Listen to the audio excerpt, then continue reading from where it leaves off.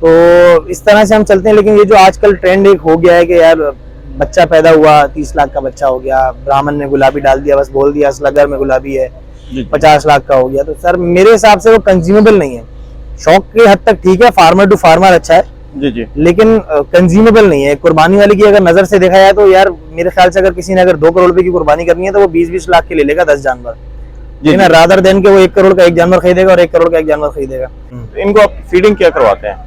देखिए, एक तो राशन बेसिक होता है, जो राशन हम देते हैं इसको मसल बिल्ड करने के लिए, स्ट्रेंथ बिल्ड करने के लिए जी। उसके बाद फिर लवाजमात आ जाते हैं जिसमें चिकनाई होती है सारी ना, जिसमें हम कराची वालों को जिसको हम पलाई कहते हैं जी। तो पलत होती है ना, पलत चढ़ती है, फोम आता है माल के ऊपर। मेरे पास भी बछड़े हैं तो 1400 किलो और 1500 किलो को टच कर रहे होते हैं जी। लेकिन जो लोग ये 60 मन और 70 मन और 80 मन के दावे करते हैं ना सर, मैं कहता हूँ एक दफा कांटा लगा ले। हाँ। तो अभी ये जो सिस्टम है ये सारा प्रॉफिटेबल? सर अल्हम्दुलिल्लाह प्रॉफिटेबल है, अल्लाह का बड़ा एहसान है, पहले साल से प्रॉफिटेबल है जी। अस्सलाम वालेकुम फ्रेंड्स, आप देख रहे हैं हमारा यूट्यूब चैनल और मैं हूं आपका होस्ट तारिक सुल्तान। फ्रेंड्स, इस वक्त मैं मौजूद हूं ज़रार कैटल फार्म पे। हमारे साथ यहाँ के जो ऑनर हैं ज़ैन भाई, ये मौजूद हैं।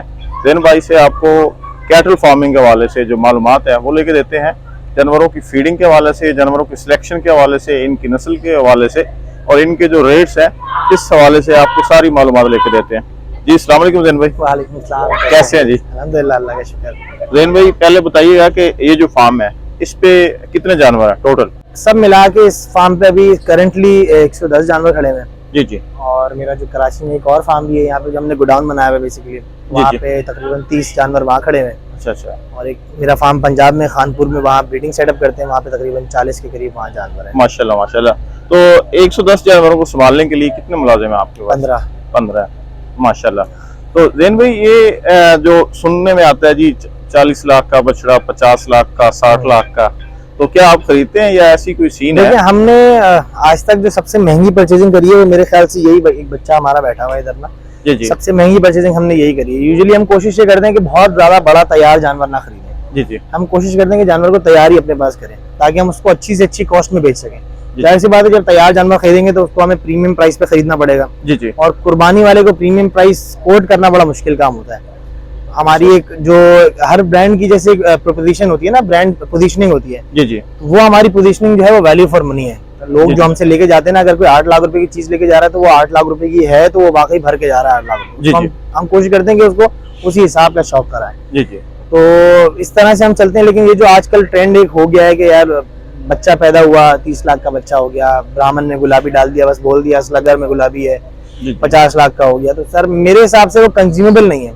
शौक के हद तक ठीक है, फार्मर टू फार्मर अच्छा है जी, लेकिन कंज्यूमेबल नहीं है। कुर्बानी वाले की अगर नजर से देखा जाए तो यार मेरे ख्याल से अगर किसी ने अगर 2 करोड़ रुपए की कुर्बानी करनी है तो वो 20-20 लाख के ले लेगा 10 जानवर जी ना, रादर देन के वो 1 करोड़ का एक जानवर खरीदेगा और 1 करोड़ का एक जानवर खरीदेगा जी। तो सिनेरियोज है अलग अलग। हमने जो मार्केट आज तक देखी है, बल्ला वाला शायद लोग करते भी हों, लेकिन ऑन पेपर 1 करोड़ रुपए निकाल के एक जानवर के देना इट्स वेरी डिफिकल्ट। और खास करके आज के हालात में जो पाकिस्तान की इकोनॉमी है, बड़े बड़े बिजनेसेस जो है ना वो डाउन चल रहे हैं जी। बड़ा मुश्किल काम है जी। तो ये तो आपने बड़ी जबरदस्त बात की है, बड़ी अच्छी मालूमात दी है कि फार्म टू फार्म अगर कोई फार्मर चाहे तो अपने शौक के लिए, अपने ब्रांड की प्रमोशन के लिए कोई महंगा जानवर खरीद के वो खड़ा कर ले, बहुत मॉन्स्टर टाइप का वो उसकी नस्ल उसमें भाई ये बहुत F1 ब्रीड में है, F2 ब्रीड में ब्राह्मण आ रहा है जी। बहुत प्योर जेनेटिक्स में, स्ट्रक्चर वाइज बहुत अच्छा है, कलर पैटर्न्स बहुत अच्छे हैं, फेस कट बहुत अच्छा है, सारे पॉइंट्स में पूरा है। चलो भाई आपने ले लिया, अपना शौक करा जी, ठीक है ना। अच्छी चीज होती है, वो कस्टमर को अट्रैक्ट करती है, लेकिन अल्टीमेटली प्राइस तो पे करनी है ना जी। वैसे ज़ैन भाई ब्राह्मण बच्चे की जो 5 माह का या 6 माह का या 8 महीने का कर लें, अच्छा जो ब्राह्मण है उसकी क्या प्राइस है मार्केट में? मार्केट में अगर लाल कलर में है ना बच्चा और 8 महीने का 10 महीने का बच्चा अगर अच्छी ब्रीड में आ रहा है तो मेरे हिसाब से कम भी जो मार्केट अभी चल रही है ना वो 8 से 10 लाख रुपए चल रही है जी। 8 से 10 अच्छी ब्रीड में, प्रॉपर बोन स्ट्रक्चर में, कहीं से पॉइंट्स में हल्का नहीं पड़ रहा बच्चा जी। तो जिसपे हम 3 साल इन्वेस्ट करें जिस बच्चे पे फर्दर, वो बच्चा इस कैटेगरी में आ रहा है। अलबत्ता जो बच्चे पैदा हो रहे हैं कि 2 लाख के भी मिल जाते हैं, ब्राह्मण बोलते हैं 2 लाख के, कान थोड़े से लंबे हो गए तो ब्राह्मण हो जाता है, ऐसा होता नहीं है ना। एक दो पॉइंट्स की बात है, लोगों ने बस ये बनाया है कि यार लाल रंग में सलामी थोड़ी बड़ी है, कान थोड़े बड़े तो ब्राह्मण कर दिया उसको। अच्छा। तो ऐसा होता नहीं है। अब हम भी देख रहे हैं, तजुर्बा कर रहे हैं, जो अमेरिका की रैंचेस हैं वो उसको भी हम फॉलो करते हैं, ट्रेंड देखते हैं। यहाँ पे चंद लोग हैं जिनके पास इम्पोर्टेड ब्राह्मण मौजूद है जी। तो उसकी प्राइस आप पे करते हैं, बिल्कुल कोई मसला नहीं। लेकिन तो वैसे भी ये प्राइस देखें, जेनेटिक्स का नजर जो है ना उसका प्राइस पे करेगा फार्मर ही जी, क्योंकि उसको पता है लेकिन कुर्बानी वाले को थोड़ी पता है कि कितने % ब्राह्मण में, कितने % देसी में, उसकी क्या क्रॉसिंग है, क्या बैकग्राउंड है, उसको थोड़ी पता है। वो तो जानवर जो करंट पोजीशन में खड़ा है उसके पैसे देगा। उसकी नजर में जो नॉन ब्राह्मण है वो भी उतने का ही है, सेम वजन में आ रहा है, और जो ब्राह्मण है वो भी उतने पैसों का ही है। जबरदस्त, बढ़िया, अच्छी बात की है। तो ज़ैन भाई, आपकी जो कलेक्शन है माशाल्लाह बड़े खूबसूरत बच्चे नजर आ रहे हैं यहाँ पे, बैल भी बड़े जबरदस्त है। ये आप कहाँ से करते हैं? मेरी 90% परचेजिंग कराची से ही होती है। कराची से ही? हाँ। और इसी सीजन में होती है, बकरीद के सीजन में जो कराची की मंडी लगती है ना, इसी से। और जो फार्म्स वगैरह हैं ये छाटी करके लेकर आते हैं, तो हम थोड़ा मेहनत से बचते हैं ढूंढने की। जी जी। क्योंकि पंजाब में जाना, फिर 50 किलोमीटर जो है ना एक एक बच्चे को देखने के लिए जाना, फिर समझ आए नहीं आए, फिर इतना दूर बंदा जाता है ना, तो हाफ माइंड वैसे ही बन जाता है यार, खाली आदमी आना, तो अक्सर गलत डिसीजन हो जाते हैं। यहाँ पे घर बैठ के जो परचेजिंग होती है ना, इट्स वेरी गुड। हमें अल्हम्दुलिल्लाह आज तक इसी में फायदा हुआ है। तो मंडी में तो मोस्टली जो बच्चे आते हैं पंजाब से, जो अच्छे होते हैं, वो तो तैयार होते हैं? हाँ, हम 2 दांत पे खरीदते हैं। अच्छा, 2 दांत पे? 2 दांत पे, या 2 दांत हो रहा हो या 4 भी हो, लेकिन उसका वजूद जस्टिफाई कर रहा हो कि वो जानवर इतने एज का है। जी जी। तो ज़ैन भाई, आपने अभी तक जो परचेजिंग की है, सबसे महंगा बच्चा आपने कितने में परचेज किया? ये बड़ा मुश्किल काम है। हमारे 3 मिलियन के आसपास, वो भी तैयार। अच्छा, तैयार बड़ा बच्चा, वरना मेरी कोशिश होती है मैं तैयार माल ना खरीदूं।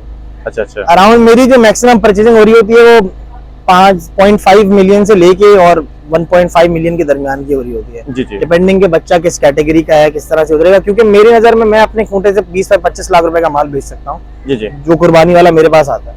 जी जी। तो होपफुली जब इंशाल्लाह बड़ा ब्रांड बन जाएगा तो फिर हम भी बेचेंगे 50 लाख रुपए का। तो अभी तक आपका 50 लाख में क्यों नहीं बिका? सबसे 50 लाख मांगे नहीं मैंने, तो बिकेगा कैसे? अच्छा। आपका हाईएस्ट कितने में सेल हुआ है अभी तक? मेरा समझ लें 3 मिलियन के आसपास ही सेल हुआ है। अच्छा, 3 मिलियन। तो फिर तो आप वहाँ पे ही है ना। हाँ, लेकिन ये 101% है ना माल। जी जी। अगर मेरे पास 100 माल है, उसमें से एक बछड़ा ऐसा है। मेजोरिटी मेरी जो प्राइस रेंज जो फॉलो कर रही है ना, वो 8 लाख रुपए से लेके, जी जी, और जो मैंने सेल करा है वो 18 लाख रुपए के दरमियान का, मेरा 90% माल इस रेंज का है, तो मैंने बेचा है। मेरे ख्याल में मैंने तो अभी तक जो फार्म विजिट किए, ये पहला फार्म है जो 8 लाख से स्टार्ट हो रहा है। मेरे पास अभी भी 6 लाख 7 लाख रुपए के भी जानवर खड़े हुए हैं। अच्छा। लेकिन वो डेफिनेटली पूरे साल पले हुए मेरे पास नहीं है, क्योंकि पूरे साल पालने की कॉस्टिंग जो है ना, वो इस साल मेरा तकरीबन 4-4.5 लाख रुपए की कॉस्टिंग आ गई। 2 लाख रुपए का पलने वाला बछड़ा तो मिलता नहीं है। जी जी। तो ज़ैन भाई, थोड़ा सा ना हम आप आते हैं इनकी फीडिंग पे। इनको आप फीडिंग क्या करवाते हैं? देखिए, एक तो राशन बेसिक होता है, जो राशन हम देते हैं इसको मसल बिल्ड करने के लिए, स्ट्रेंथ बिल्ड करने के लिए। जी जी। उसके बाद फिर लवाजमात आ जाते हैं, जिसमें चिकनाई होती है सारी ना, जिसमें हम कराची वालों को जिसको हम पलाई कहते हैं। जी जी। तो पलक होती है ना, पलक चढ़ती है, फोम आता है माल के ऊपर। अच्छा देखिए, हमारा जो एक पर्सपेक्टिव है ना कि हम नेचुरल ऑर्गेनिक आइटम पे जाते हैं।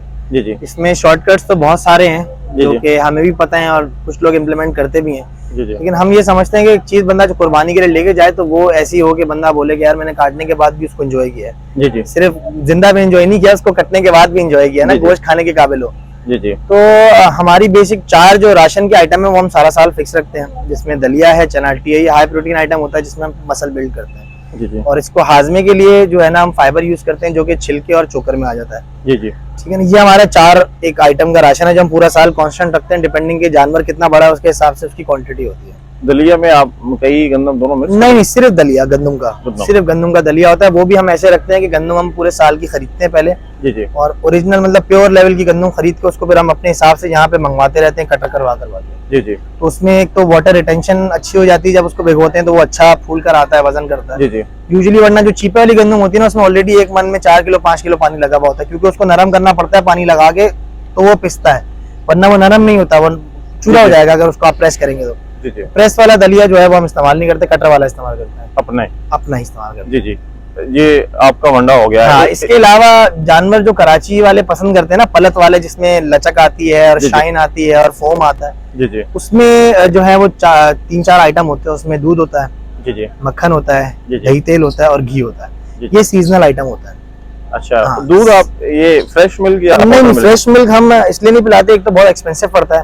अगर किसी कस्टमर की रिक्वायरमेंट होती है फॉर एग्जांपल, और लेकिन इतनी क्वांटिटी में, कम क्वांटिटी में मिलता भी नहीं ना, कम से कम 1 मन मिलेगा आपको, 1 टंकी मिलेगी हमें ना, ऐसे ही। हाँ, या तो अपनी हमारे पास गायें हों, जो हमारा फ्यूचर प्लान है इस तरह से कि हम अपने पास जो है ना वो गाय रखें, तो फार्म के अंदर वही गाय का दूध पिलाएं। जी जी। अच्छा, फिर भैंस का दूध लोग कुछ पिलाते हैं तो उसमें जेनेटिक्स का फर्क आ जाता है, क्योंकि भैंस की जेनेटिक्स जो है वो भैंस के लिए बनाई है, अल्लाह ताला ने कुदरती निजाम बनाया ना। वैसे भी हाँ, फैट उसका ज्यादा होता है डेफिनेटली, लेकिन वो माल को सूट करना बड़ा मुश्किल होता है, उसमें अक्सर जो लोग है ना वो संभाल नहीं पाते। जी जी। वो माल पेट कर जाता है, ठीक है ना, ये बहुत बड़ा फ्लॉ होता है गाय के दूध में, क्योंकि जेनेटिक्स सेम है तो वो सूट भी करता है और उसका रिजल्ट ग्रेजुअल आता है, लेकिन अच्छा स्टेबल रिजल्ट आता है। खैर अभी फिलहाल हमने उस पर एक्सपेरिमेंट इतना ज्यादा करा नहीं है, इंशाल्लाह ताला फ्यूचर में करेंगे। अभी फिलहाल हम जो है ना वो पाउडर्ड वाला मिल्क पिला रहे हैं। उस पर हम लोगों को इसलिए थोड़ा सा यकीन है क्योंकि वो एक न्यूट्रिशनल बैलेंस के साथ बना हुआ है। जी जी। ठीक है ना, जो गाय का दूध है वो बच्चे के लिए बना है। जी जी। वो बच्चे को ज्यादा इफेक्ट करेगा हमारी नजर में, लॉजिकली अगर देखें। जी जी। लेकिन जो पाउडर दूध है उसमें वो डेफिनेटली रिप्लेसर है,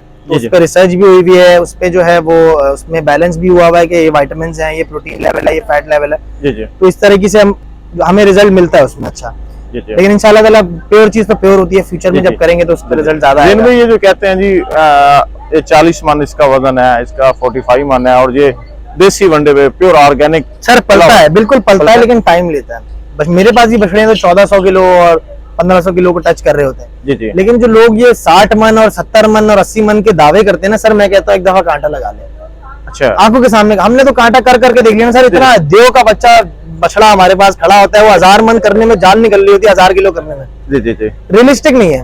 जी जी। अगर होता तो Guinness book of world record में आता, गूगल पर सर्च करें हैवीएस्ट बुल 1700 किलो का है। अच्छा जी। तो दुनिया वाले पागल तो है नहीं कि पाकिस्तान में 80-80 किलो के 80-80 मन के बछड़े हैं और वो Guinness book of world record वाले यहाँ नहीं आ रहे। जी जी। तो 42 ये मन दावे हैं। ऐसे ही। अगर 40 मन 45 मन का बछड़ा सही है, समझ में आता है, इतना वो टच कर जाता है माल ना, अगर 3 साल 4 साल 5 साल अच्छा पला हुआ।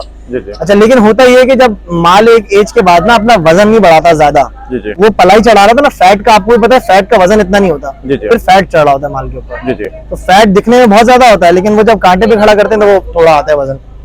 जबरदस्त जबरदस्त। साल भर में लोग कहते हैं यार हमने एक 5 मन का जानवर था 15 मन का कर दिया। सर बहुत मुश्किल काम है। आप 5 मन अगर गोश्त का जानवर है, उसको आप साल भर में अगर 9 मन 10 मन का कर देना, तो इसका मतलब है आपने उसके ऊपर एक 5 मन का एक और जानवर चढ़ा दिया। अच्छा। ह्यूज चेंज, बहुत बड़ा नजर आता है जानवर में चेंज। 5 मन बहुत बड़ा चेंज नजर आता है। जी जी। तो बस रियलिस्टिक फैक्ट्स को अगर देखें तो मेरे हिसाब से वैसे 40 मन तक ठीक है, हो जाता है, ऑर्गेनिक पे हो जाता है। अच्छा। टाइम लगता है थोड़ा।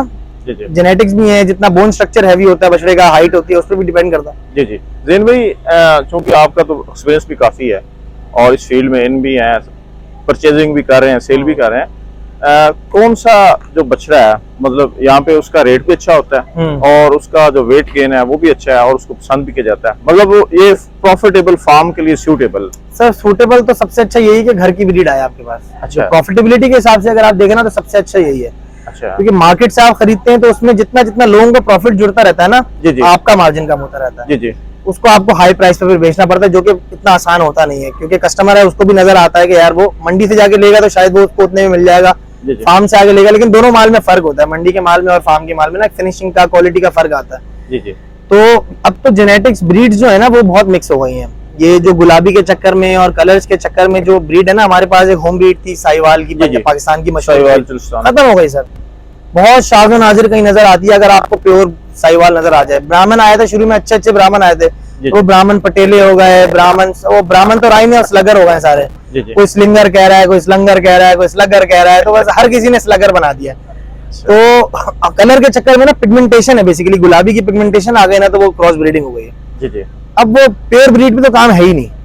अच्छा। हाँ, मेरी नजर में बस ये कि जानवर आपको नस्ल हम तो पहचान नहीं सकते यार, बैकग्राउंड में चोरिस्तानी है या क्या है, लेकिन होता ये है कि हम उसकी पॉइंट्स देखते हैं। जी जी। तो कराची वाले ना कि चेहरे का छोटा है, गर्दन बहुत लंबी नहीं है, गर्दन सलामी का रेशो अच्छा है, कमर का सीधा है, पुट्ठा अच्छा है, डबल हड्डी का बछड़ा है, हाथ पैर बेल अच्छी है, लाम अच्छी है, झालर नाफे का बहुत ज्यादा जोर है कराची में।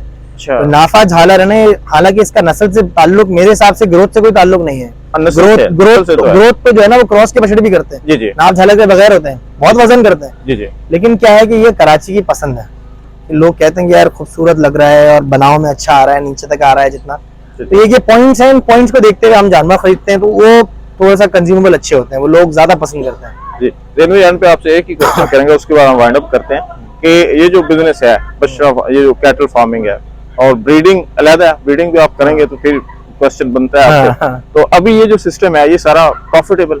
सर अल्हम्दुलिल्लाह प्रॉफिटेबल है, अल्लाह का बड़ा एहसान है, पहले साल से प्रॉफिटेबल है, लेकिन जो profit ratio as per to investment है ना वो बहुत कम है। वो कम है। मतलब अगर मैं इतना ही पैसा किसी और बिजनेस में लगाऊं तो मैं मंथली जो है ना इतना रेवेन्यू जनरेट कर सकता हूँ जितना मैं साल भर में इसमें करता हूँ। मतलब ये कि ये शौक हो रहा है सर, ये साथ में शौक है बेसिकली, फिर पीआर बनती है, कनेक्शन बनते हैं, फिर पैसे जमा हो जाते हैं, आपकी नेट एसेट वैल्यू बढ़ जाती है। अगर मैं वैसे जमा करना चाहूँ तो शायद इतने पैसे जमा ना कर सकूँ, ऐसे लेकिन 4 लाख का ले लिया, 5 लाख का ले लिया, इस तरह जमा का अब जब डिसॉल्व करेंगे तो आप सोच रहे हैं यार मेरे पास 10 करोड़ रुपए कहाँ से आए, ऐसे। ठीक है ना। तो आपकी नेट एसेट वैल्यू बढ़ रही होती है। जी जी। अलबत्ता फिर आपके दूसरे जो कारोबार हैं उसमें ये अल्लाह पाक एक देखें, एक तो सबसे बड़ी बात ये सारी अंबियाओं की सुन्नत है, ऐसे ही है, जानवर पालना। कोई शक नहीं है। अगर आप नियत अपनी अच्छी रखेंगे, साफ कुर्बानी रखेंगे, के लिए तो पाल रहे हैं। बरकत जो है ना वो अल्लाह पाक डालते हैं। आप थोड़ा कमाए लेकिन बरकत अल्हम्दुलिल्लाह बहुत है। मेरे दूसरे कारोबार भी हैं उसमें भी कमाते हैं अच्छा, लेकिन इसमें बरकत बहुत है। वैसे भी सुकून आता है यहाँ पे बैठ के। बहुत सर, बहुत सारी जो स्ट्रेस है ना वो दिन भर के कामों की इधर आके निकल जाती है। बहुत शुक्रिया सर। जज़ाकल्लाह। अस्सलाम वालेकुम।